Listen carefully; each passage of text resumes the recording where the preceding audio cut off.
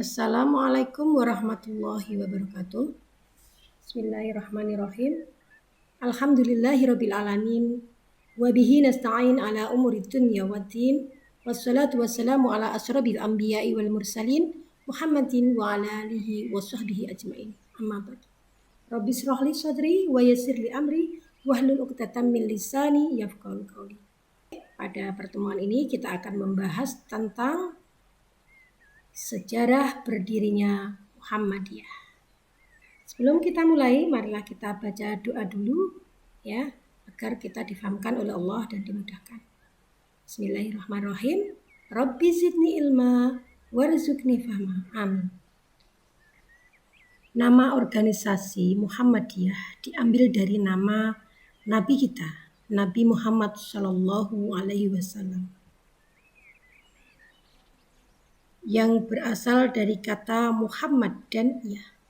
Muhammad itu Nabi Muhammad, Iyahnya itu artinya pengikut. Jadi Muhammadiyah berarti pengikut Nabi Muhammad.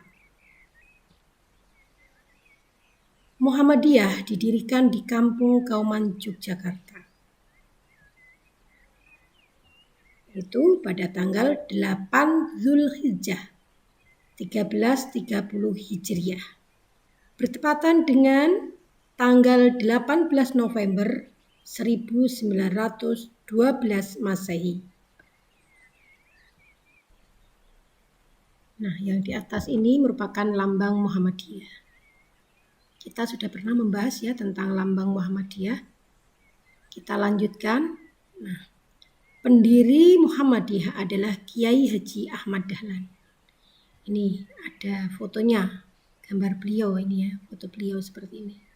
Lihat-lihat ya, wajahnya tenang ya. Nah, salah satu ayat Al-Quran yang menginspirasi ya perjuangan Kiai Haji Ahmad Dahlan adalah surat Ali Imran ayat 10. Berikut latar belakang didirikannya Muhammadiyah. Jadi apa yang melatar belakangi didirikan Muhammadiyah oleh Kiai Haji Ahmad Dahlan? Yang pertama, Muhammadiyah itu hasil pendalaman terhadap Al-Quran.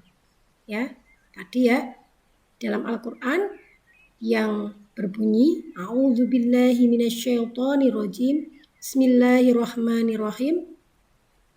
Wal takum minkum ummati yad'una ilal khairi wa ya'muruna bil ma'ruf wa yanhauna 'anil munkar wa ulaika humul muflihun. Dan hendaklah ada di antara kamu segolongan umat yang menyeru kepada kebajikan, menyuruh kepada yang ma'ruf dan mencegah dari yang mungkar. Merekalah orang-orang yang beruntung.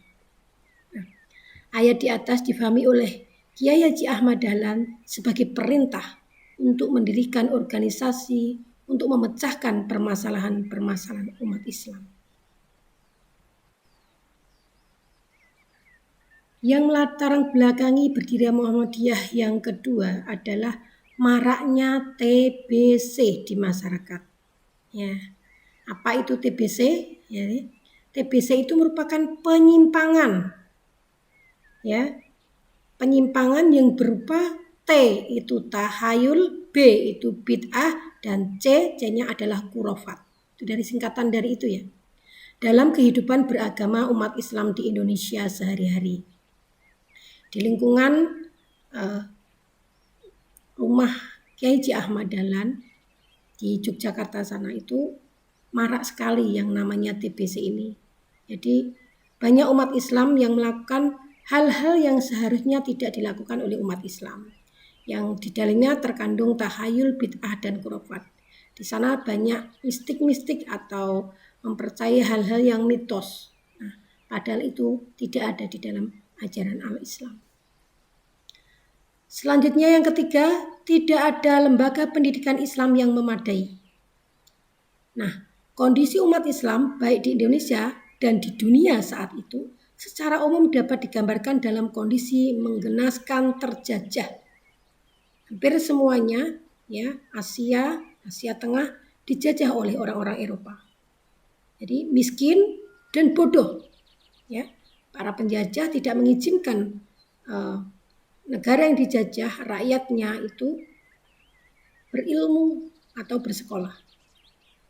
Lembaga pendidikan milik umat Islam yang mengajarkan ilmu umum dan agama belum ada saat itu. Yang keempat, kelemahan kepemimpinan Islam. Ini yang melatar belakangi berdirinya Muhammadiyah. Tidak ada persatuan di antara pemimpin-pemimpin dunia Islam. Terlebih dengan berakhirnya masa Kesultanan Utsmaniyah atau Ottoman yang menjadi pemerintahan terakhir yang menyatukan dunia Islam pada tahun 1924 semakin memperlemah kekuatan umat Islam.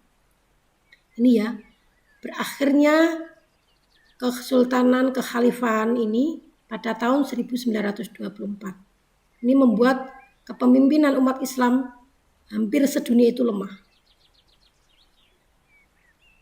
Latar belakang yang kelima, meningkatnya misi agama lain ke Indonesia. Para misionaris berusaha menyebarkan agamanya dengan menyasar. Jadi, dengan menyasar umat Islam yang notabene sudah beragama. Ini ya, adanya penjajah Belanda saat itu memberi dukungan luar biasa terhadap misi penyebaran agama Nasrani. Jadi saat itu, saat Kiai Haji Ahmad Dahlan masih hidup, waktu itu masih dijajah oleh Belanda. Dan Belanda memberi dukungan yang luar biasa terhadap penyebaran agama Nasrani. Dan agama Nasrani ini diajarkan kepada umat-umat Islam. Nah ini yang membuat Kiai Haji Ahmad Dahlan terketuk untuk membuat organisasi ini. Yang keenam, tekanan dunia barat terutama Belanda ke Indonesia. Kita masih ingat saat itu ya, saat Kiai Haji Ahmad Dahlan hidup saat itu di Indonesia dijajah oleh negara Belanda. Kiai Haji Ahmad Dahlan adalah salah satu tokoh yang merintis perlawanan terhadap penjajahan Belanda dengan mendirikan organisasi Muhammadiyah untuk memberdayakan umat Islam saat itu yang dalam kondisi lemah, miskin, dan terjajah. Pahlawan-pahlawan yang lainnya ya, mereka berjuang melawan penjajah dengan senjata. Nah, di sini Kiai Haji Ahmad Dahlan tampil ya, di sisi lain dengan merintis sebuah organisasi. Untuk apa? Untuk membuat warga Indonesia, masyarakat Indonesia itu menjadi masyarakat yang paham, menjadi masyarakat yang pandai tentang ilmu, baik ilmu agama maupun ilmu pengetahuan. Yang ketujuh, pengaruh dari gerakan pembaharuan dalam dunia Islam. Mulai abad ke-18 sampai 20, gerakan pembaharuan ini berawal dari Timur Tengah dan bertujuan untuk menyadarkan umat Islam untuk kembali kepada ajaran Islam sehingga kekuatan dan kepercayaan diri umat Islam bisa pulih. Jadi sejak dijajah oleh negara-negara Eropa, umat Islam itu mulai mundur, mulai jauh dari ilmu Islam, sehingga mereka mulai tidak mempunyai keberanian, tidak merasa percaya diri dengan beragama Islam. Karena memang pandainya penjajah itu menjauhkan umat Islam itu dari agamanya. Alhamdulillahirrabbilalamin. Sekarang kalian sudah tahu ya, setelah sekolah di Muhammadiyah, kalian akhirnya mengetahui latar belakang Kiai Haji Ahmad Dahlan mendirikan organisasi Muhammadiyah. Jadi ada beberapa alasan, tadi ada 7 alasan yang bisa kalian pahami. Ya, alhamdulillah, mungkin itu saja dari Ustazah. Ustazah cukup sekian dulu. Subhanakallahumma wa bihamdika asyhadu an la ilaha illa anta astaghfiruka wa atubu ilaik. Jarib wala khid takun arifan. Cobalah dan perhatikanlah, niscaya kau jadi orang yang tahu. Jadi perhatikan semuanya apa yang kalian pelajari dari awal, kemudian pahami ya, sehingga kalian jadi orang yang tahu. Tadi cukup dulu. Wassalamualaikum warahmatullahi